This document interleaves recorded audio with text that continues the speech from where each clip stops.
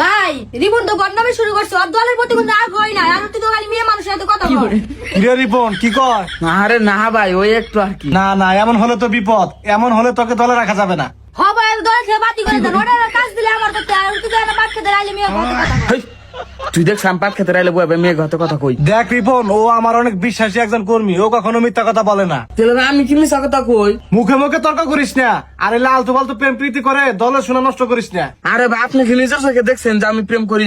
52 মেয়ের হাতে ফোনে কথা কই। আমার দেখা লাগবো কেন? কবিতা এসে বললই। আর ভাই ওরে আমি অনেক বুঝাইছি, তুই মেয়ে কথা কথা বলিস না, কিন্তু তুই আমার কথা শোনেই না। আচ্ছা দেখ রিপন, রাজনীতির মধ্যে এগুলা প্রেম প্রীতি চলে না।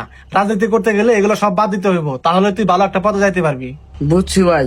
তোরা আর একটু সহজ ভাবে বুঝিয়া বলি, তুই যে মেয়েটার সাথে এখন কথা বলস, ওই মেয়েটার সাথে একদিন হুট করে দেখা করতে গেলি, দেখা করতে যে কট খাইলি, তখন সাংবাদিকরা তোর ওই ভিডিও গুলা ক্যাপচার করে নিয়ে অনলাইনে ছেড়ে দিব, তখন আমাদের দলের একটা বড় ধরনের ক্ষতি হয়ে যাবে। ভাই আমি তো আরে এগুলা কয়ে বুঝাইছি, কিন্তু তুই বোঝে না। বুঝতে হবে, না বুঝলে তো হবে না। দলে থাকতে হলে দলে সবকিছু মেনটেন করে চলতে হবে, আর যদি না পারো তোমাকে আমার পক্ষে দলে রাখা সম্ভব না। ভাই আমি এত বছর ধরে আপনার দল করি, আর আপনি আমার এই কথা কোহালেন। কওয়া লাগবো, কারণ আমার দলের একটা সম্মান আছে।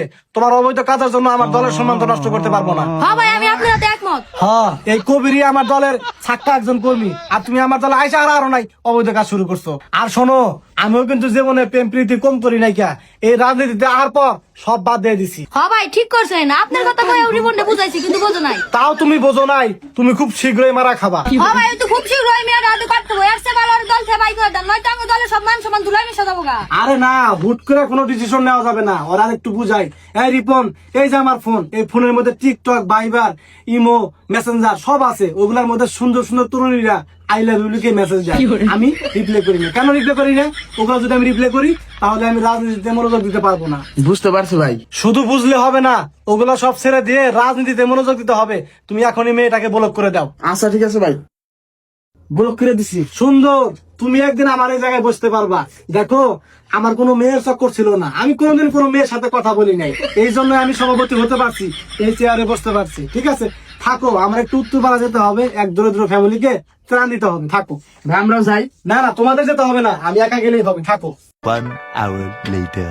রিপন ভাই বল, তোমার আটকেছে। ভাই তোমার কে রাখতেছে? এই শালা, তোর দাস না, তোর ভাই সেরি না ধরা পড়ছে। এ ভাই ছেড়ে না, ধরা বসাও। তোমরা না তারা নিজের কথা কইয়া তলে তলে এই কাম করো। আরে আরে, আমি ত্রাণ দিবার নিগাইছি, আমার ফাঁসানো হয়েছে।